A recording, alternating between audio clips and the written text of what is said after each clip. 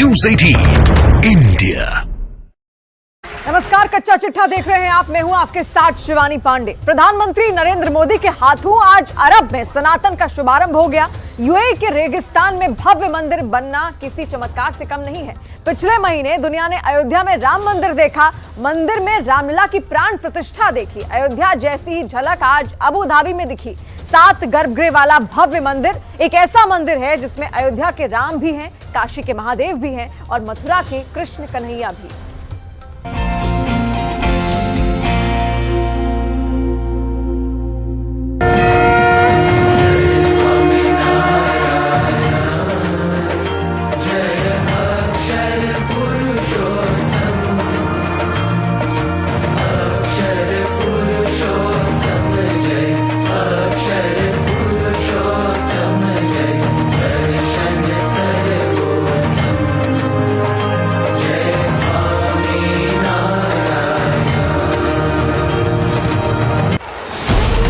Abu Dhabi में ऐसा पहली बार हुआ है। यूनाइटेड अरब अमीरात की धरती ने मानवीय इतिहास का एक नया स्वर्णिम अध्याय लिखा है।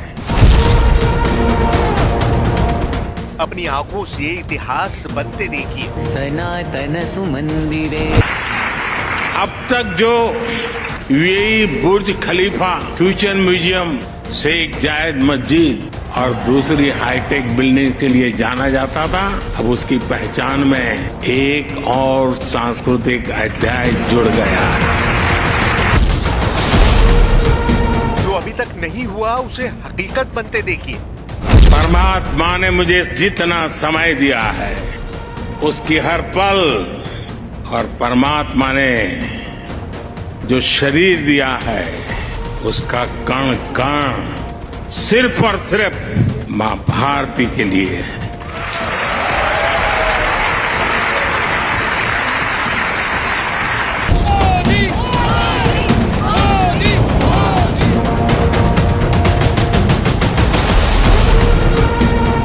कुछ वर्षों पहले तक जिसकी कल्पना भी नहीं की जा सकती थी उसे यथार्थ बनते देखिए।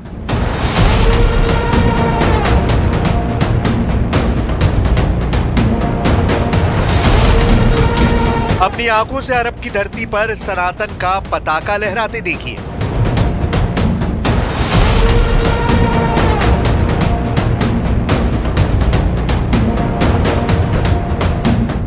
अबू धाबी का ये विशाल मंदिर केवल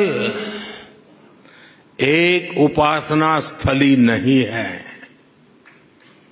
ये मानवता की सांझी विरासत का शेयर्ड हेरिटेज का प्रतीक है।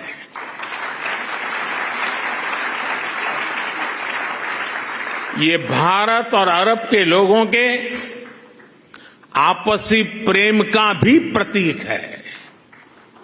इसमें भारत यूएई के रिश्तों का एक आध्यात्मिक प्रतिबिंब भी है।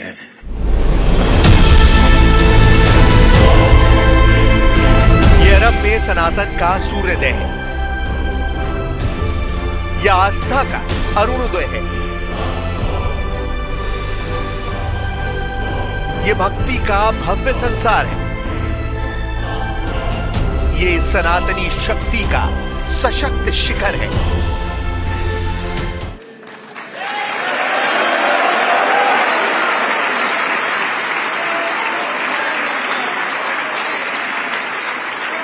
अयोध्या में भव्य राम मंदिर का सदियों पुराना सपना पूरा हुआ है। रामलला अपने भवन में विराजमान हुए हैं।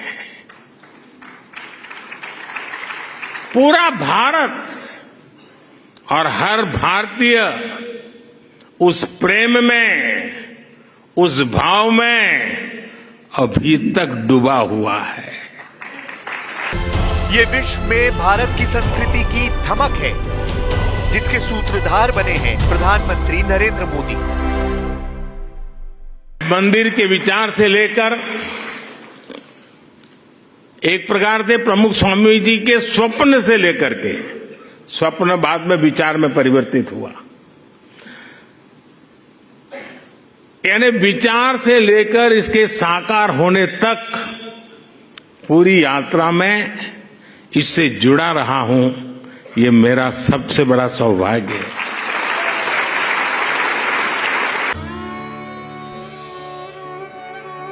इससे पहले ऐसी झलक अयोध्या में दिखी थी, राम मंदिर प्राण प्रतिष्ठा में दिखी थी, आस्था का सैलाब दिखा था। अयोध्या से 2800 किलोमीटर दूर अबू धाबी में कुछ ऐसा ही इतिहास बना है।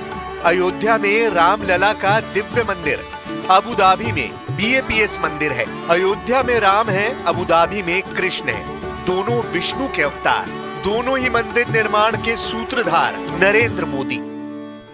बोलो सियावर रामचंद्र की जय। अयोध्या में प्राण प्रतिष्ठा का पर्व था। राम सिया प्रधानमंत्री मोदी की तपस्या थी।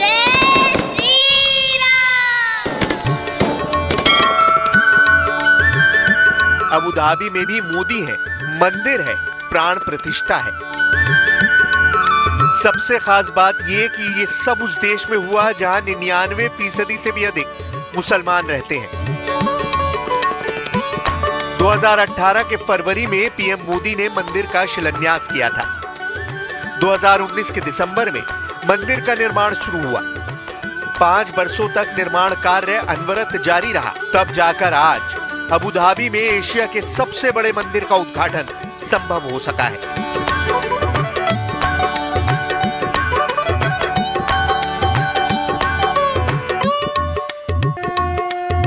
जहां जय स्वामीनारायण हो रहा है, घंटियां बज रही हैं, शंखनाद हो रहा है, मंगल आरती हो रही है। यह ऐसा पल है जिसकी कल्पना न भूतो न भविष्यति जैसी है।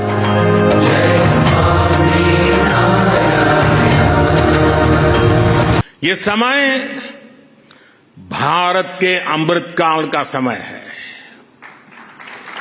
ये हमारी आस्था और संस्कृति के लिए भी अमृतकाल का समय है। इसे 27 एकड़ की जमीन पर बनाया गया है, जिसमें 13.5 एकड़ में मंदिर का हिस्सा बना है और बाकी 13.5 एकड़ में पार्किंग एरिया बनाया गया है। अबू धाबी के BAPS मंदिर में 7 गर्भगृह हैं।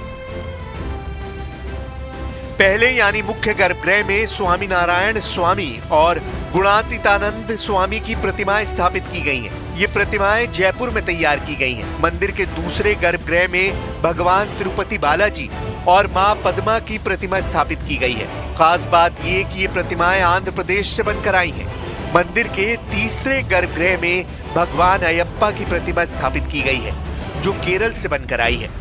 भगवान अयप्पा को शिव और विष्णु का पुत्र माना जाता है। चौथे गर्भगृह में भगवान जगन्नाथ, बलदेव और सुभद्रा की प्रतिमाएं स्थापित की गई हैं। खास बात ये कि ये प्रतिमाएं नीम की लकड़ी से बनी हैं, जिन्हें पुरी के पुजारियों की देखरेख में बनाया गया है। मंदिर के 5वें गर्भगृह में राम, सीता, लक्ष्मण और हनुमान, छठे गर्भगृह में भगवान राधा कृष्ण की मूर्ति स्थापित की गई है और 7वें गर्भगृह में शिव, पार्वती, कार्तिकेय और गणेश जी की प्रतिमाएं स्थापित की गई हैं। ये सभी प्रतिमाएं भी जयपुर से बनकर यहाँ आई हैं।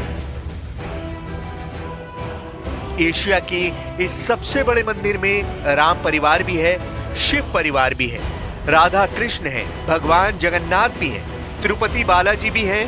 यानी अबू धाबी में अयोध्या भी दिखेगी, काशी के भी दर्शन होंगे, मथुरा के कृष्ण कन्हैया भी विराजे दिखेंगे। जी महाराज का ही संकल्प 1997 का प्रधानमंत्री नरेंद्र मोदी को वो बताते हुए, समझाते हुए कि क्या मूर्तियां हैं, क्या वैल्यूज हैं और किस तरह से इस संकल्प को पूरा किया गया। प्रधानमंत्री नरेंद्र मोदी मीडिया को हैंडवेव करते हुए और अब प्रधानमंत्री आगे की तरफ बढ़ेंगे, जिसके बाद क्योंकि ये प्रधानमंत्री को बताया जाएगा कि ये जो गंगा जल है, ये गंगा जी का जो पानी है वो गंगा जी का जल यहाँ पर लाया गया। और ये पूरे मंदिर की परिक्रमा करने के बाद स्वामी जी महाराज 1997 में संकल्प लिया, जो कितने प्रधानमंत्रियों कितनी सरकारें रही जो नहीं पूरा हो पाया, लेकिन आखिरकार प्रधानमंत्री नरेंद्र मोदी जब 2015 में 34 साल बाद जब प्रधानमंत्री नरेंद्र मोदी वहां पर गए तो उसके बाद आखिरकार वो सपना पूरा हुआ।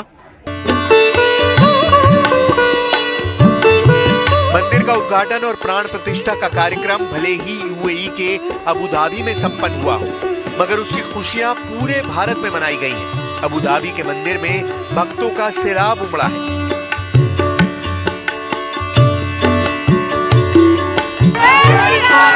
मोदी योगी जय श्री राम, जय श्री राम, जय श्री राम, जय श्री राम, जय श्री राम। देखिए ये उत्साह है। वैप्स हिंदू मंदिर में इस वक्त मौजूद है और यहाँ पर गजब का उत्साह है। यहाँ पर उत्साह इस चीज का कि जिसकी उम्मीद नहीं थी वो आखिरकार होने जा रहा है।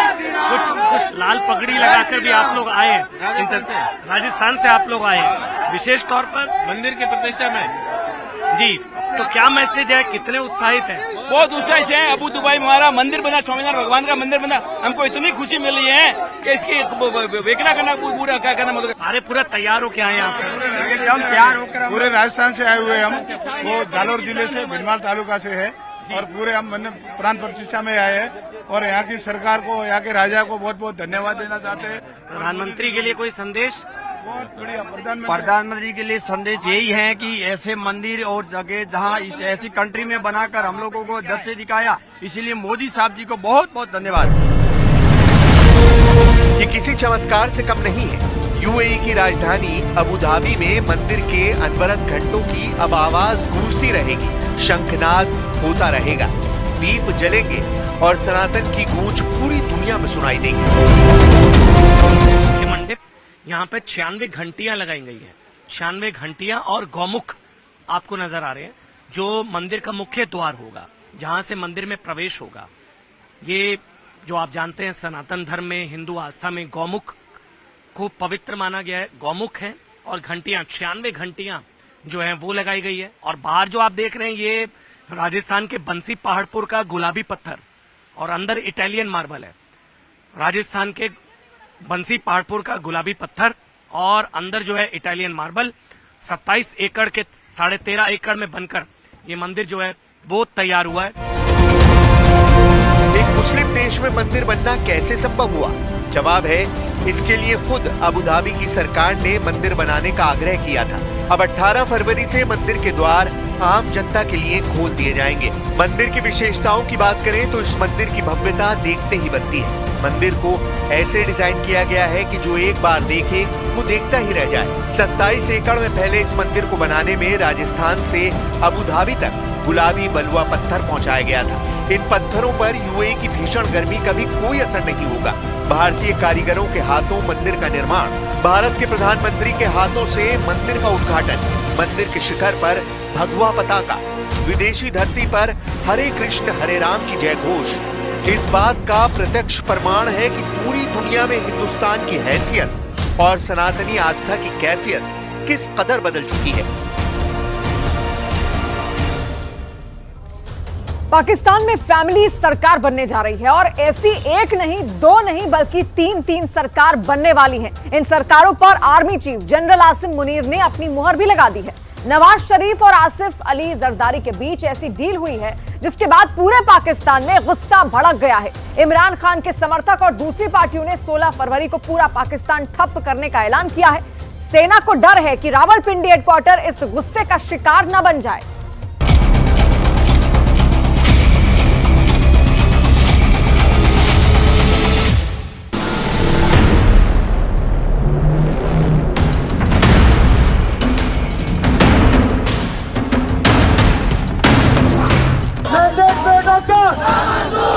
पाकिस्तान में चुनाव और एक हफ्ते के अंदर सब सेट हो गया। शरीफ खानदान सेट हो गया,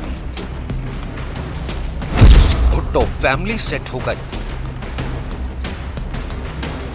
पाकिस्तान की फौज और उसके जर्नल भी सेट हैं।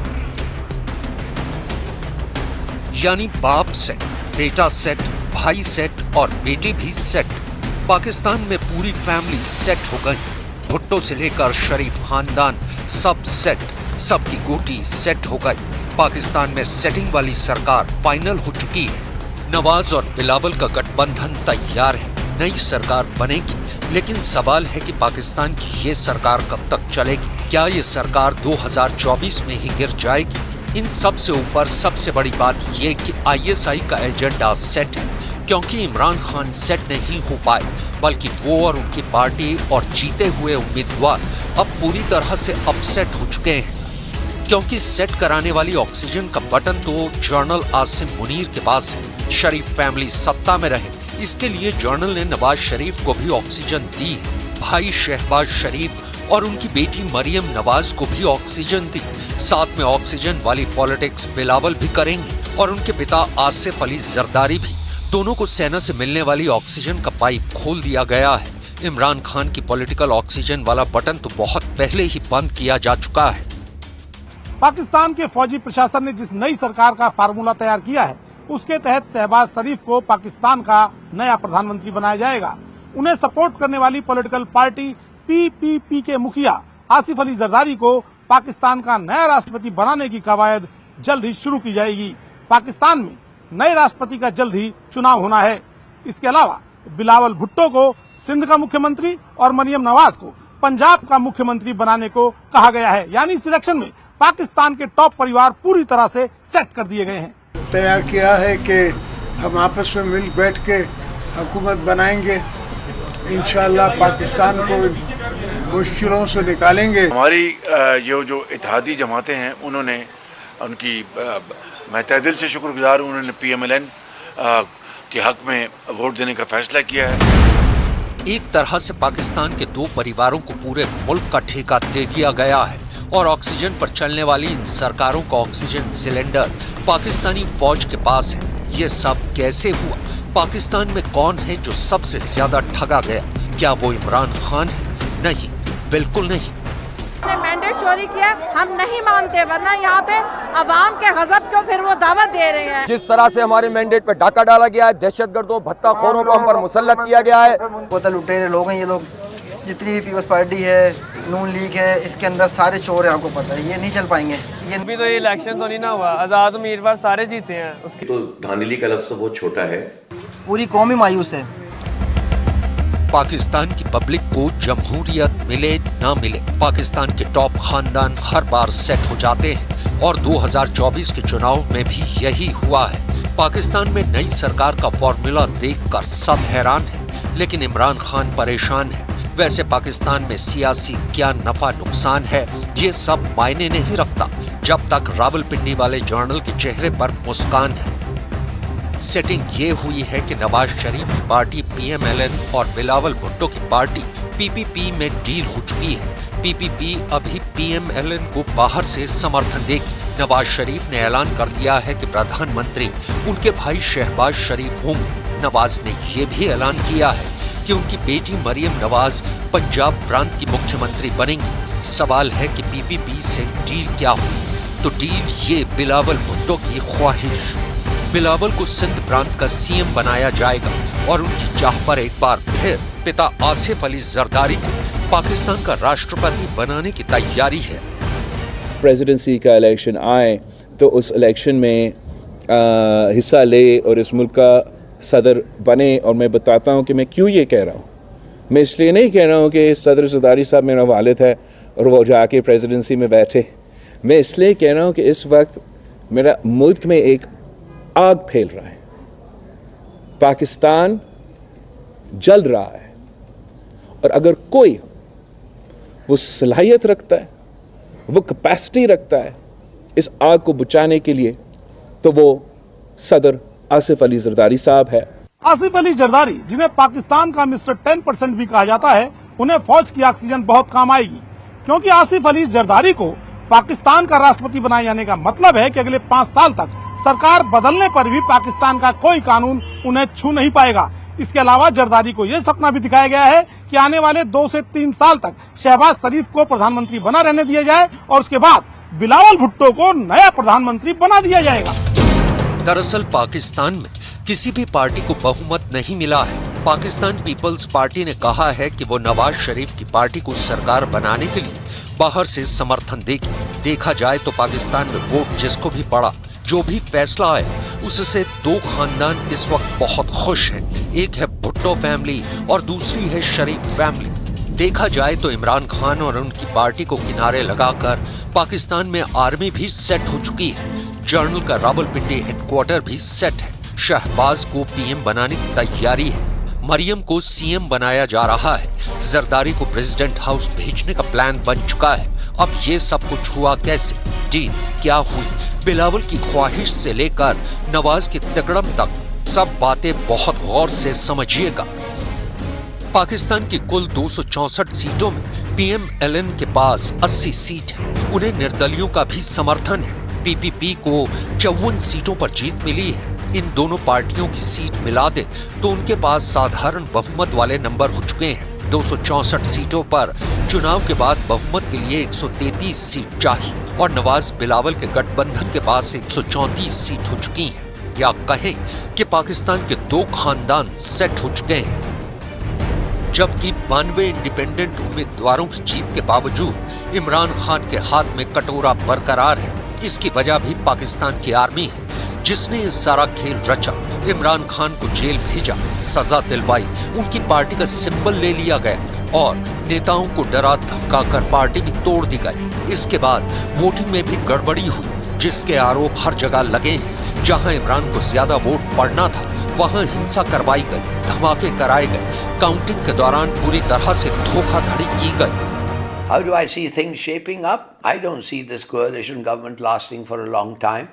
And quite frankly, given the accusations that have been made regarding the election, the integrity of the elections, I don't think any government which comes will be able to withstand the demand for other elections, better managed elections, more honest elections in the near future. So I don't think more than 6 to 9 months, and they'll have to go in for new elections. Pakistan के केंद्र में भी Nawaz boss और पाकिस्तान के सबसे powerful सूबे पंजाब में भी नवाज बॉस। नवाज के आलोचक भी इसे बहुत बड़ा खेला कह रहे हैं। जो नवाज ने अपनी शर्तों पर इमरान खान के साथ तो किया ही, बिलावल को भी अपने हिसाब से राजी कर लिया। नवाज बताना चाहते हैं कि वो किंग मेकर है। उन्हीं के हिसाब से पाकिस्तान में पंजाब से लेकर सिंध और राष्ट्रपति भवन की सत्ता को सेट किया गया है। लेकिन वो भूल गए हैं कि असली खिलाड़ी तो पाकिस्तान की फौज है। इसलिए एक बार फिर देखिए पाकिस्तान की पॉलिटिक्स वाली गैस यानी ऑक्सीजन चैम्बर, जिसका कंट्रोल पूरी तरह जनरल आसिम मुनीर के पास है। नवाज शरीफ और भुट्टो खानदान की ऑक्सीजन तो लगातार सप्लाई की जा रही है, लेकिन एक जमाने में फौज के फेवरेट रहे इमरान खान की पॉलिटिकल ऑक्सीजन बंद की जा चुकी है। यानी पाकिस्तान की सत्ता अलग चल रही है तो फौज के हिसाब से चल रही है और उसमें कोई दखल नहीं दे सकता। ये बात जरदारी और नवाज शरीफ दोनों को बहुत अच्छी तरह से पता है। वो जानते हैं कि पाकिस्तानी फौज आगे उन्हें भी अपने हिसाब से इस्तेमाल करेगी और मौका आया तो इमरान खान की तरह डंप भी कर देगी। लिहाजा दोनों ने अपनी फील्डिंग भी बिछाने की कोशिश की है और जरदारी को राष्ट्रपति बनाकर कुछ सियासी कंट्रोल अपने पास भी रखने का तरीका निकाला है। पश्चिम बंगाल का संदेश खाली ममता सरकार के लिए बहुत बड़ी मुसीबत बन सकता है। टीएमसी नेताओं पर जमीन पर कब्जे और रेप के आरोपों ने पूरे इलाके में कोहराम मचा दिया है। बीजेपी नेताओं ने जहां टीएमसी नेता शेख शाहजहां के नाम पर ममता को घेरना शुरू कर दिया है, तो वहीं दूसरी तरफ ममता सरकार ने भी संदेश खाली पर आर पार की जंग शुरू कर दी है। आज संदेश खाली से वो तस्वीरें सामने आई जो एक बड़े संघर्ष की ओर इशारा कर रही हैं।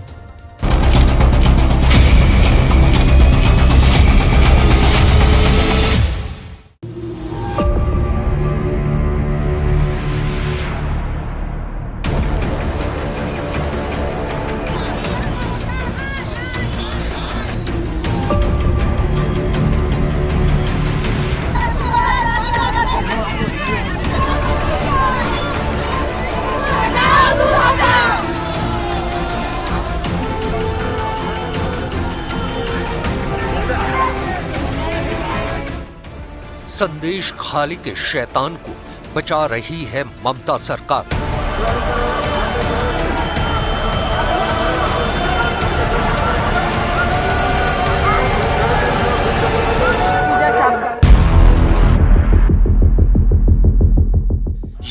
ममता का बंगाल है, जहां जमीन पर जबरन कब्जा, महिलाओं से यौन हिंसा और पूजा को लेकर जबरदस्त कोहराम मचा हुआ है।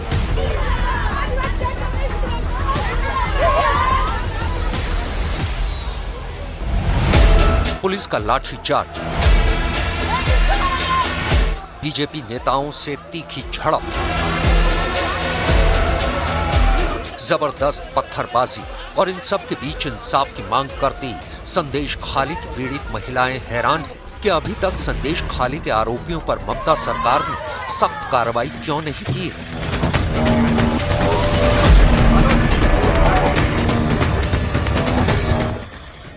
जमीन पर कब्जा, संदेश खाली में कोहराम। उत्तर 24 परगना जिले के संदेश खाली के हालात बेहद खराब हो चुके हैं। संदेश खाली जाने की जिद पर अड़े बंगाल में बीजेपी के अध्यक्ष सुकांत मजूमदार काफी देर तक पुलिस से जूझते रहे, लेकिन पुलिस से धक्का मुक्की के चक्कर में उनकी हालत बेहद खराब हो गई।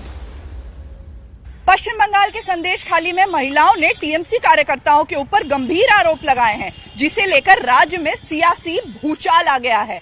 पहले शुभेंदु अधिकारी तो अब राज्य अध्यक्ष भाजपा के सुकांत मजूमदार विरोध प्रदर्शन कर रहे हैं। लगातार 2 दिनों से उनका ये विरोध प्रदर्शन चल रहा है और आज पुलिस के साथ धक्का मुक्की में उनकी तबीयत भी खराब हो गई। पश्चिम बंगाल के उत्तर 24 परगना जिले के संदेश खाली में पिछले 1 हफ्ते से जोरदार प्रदर्शन हो रहे हैं। यौन हिंसा से पीड़ित महिलाओं का आरोप है कि उनके साथ टीएमसी नेता यौन उत्पीड़न कर रहे हैं। उनकी जमीन पर टीएमसी नेता जबरन कब्जा कर रहे हैं। यहां तक कि टीएमसी से जुड़े कार्यकर्ताओं की महिलाओं को भी टीएमसी के दबंग नेता अपना शिकार बना रहे हैं। पश्चिम बंगाल के 24 उत्तरी परगना जिले में महिलाओं से रेप के मामले में कलकत्ता हाईकोर्ट बेहद सख्त है। कलकत्ता हाईकोर्ट ने राज्यपाल के दौरे के बाद इस मामले पर संज्ञान लिया है। हाईकोर्ट के जस्टिस ने कहा, जमीन कब्जाने, रेप की घटनाओं से मैं स्तब्ध हूं। टीएमसी नेता शाहजहां शेख और उसके समर्थकों पर रेप के आरोप लगाए जा रहे हैं। संदेश खाली में धारा 144 लगा दी गई है। यहाँ पर कई दिनों से ग्रामीण प्रदर्शन कर रहे हैं। हमारा जबरदस्ती जमीन ले लिया गया है। जो किसान यहाँ पे धान की खेती करते थे, धान उस टाइम काटा भी नहीं है, धान फल रहा था, उसी धान के ऊपर से खारा पानी चढ़ा दिया गया है। बोला गया कि लीज देंगे, जो सालाना लीज होता है वो भी नहीं दिया गया। 3 साल हो गया, एक भी पैसा नहीं मिला किसानों को। जबरदस्ती काम कराता था लड़कों को, रात को 12 बजे लड़कों लड़की दोनों को ही गांव से उठा के ले जाता था और काम करा के कोई पैसा नहीं देते थे। चाहे घर के आदमी बीमार हो उनको भी उठा ले जाके काम कराता था, पैसा नहीं मिलते थे। बीजेपी और टीएमसी दोनों ही पार्टियां एक दूसरे पर जमकर आरोप लगा रही हैं। हैरानी की बात तो ये है कि ममता सरकार ने अभी तक आरोपियों पर सख्त कार्रवाई नहीं की है। पश्चिम बंगाल में संदेश खाली हिंसा को लेकर जमकर हंगामा हो रहा है। संदेश खाली हिंसा के विरोध में वहां जा रहे भारतीय जनता पार्टी की पश्चिम बंगाल इकाई के अध्यक्ष सुकांत मजूमदार पुलिस के साथ हुई झड़प में जख्मी हो गए हैं। पुलिस और बीजेपी कार्यकर्ताओं के बीच झड़प हुई। इस दौरान पुलिस ने लाठीचार्ज कर दिया। घायल होने के बाद पश्चिम बंगाल बीजेपी अध्यक्ष सुकांत मजूमदार को घायल होने के बाद पश्चिम बंगाल बीजेपी अध्यक्ष सुकांत मजूमदार को बशीरहाट मल्टी फैसिलिटी अस्पताल ले जाया गया। ममता दे इस्तीफा, कहां है शेख शाहजहां? ये बात कहना गलत नहीं होगा कि अगर रत्ती भर शर्म ममता बनर्जी में बची है, उन्हें कोई हक नहीं है कि मुख्यमंत्री पद पे वो बनी रहे, तुरंत इस्तीफा देना चाहिए। आप जो वक्तव्य रखते हैं, आप जो भाषण रखते हैं, ये नफरत का भाषण है। आप लोग सब झूठ बोलते हैं। कुणालदा बोलछिलो एक्षुनी, आप झूठ बोलते हैं, आप फरेब करते हैं, आप लोगों को उस्का रहे हैं, आप लोगों को भड़का रहे हैं। संदेश खाली की घटना को लेकर के ममता सरकार बैकफुट पर नजर आ रही है, क्योंकि महिलाओं ने जो आरोप लगाए हैं वो बेहद गंभीर हैं। एक तरफ तो जमीन कब्जा करने का आरोप लगाया है, तो दूसरी ओर यौन उत्पीड़न का आरोप लगाया है।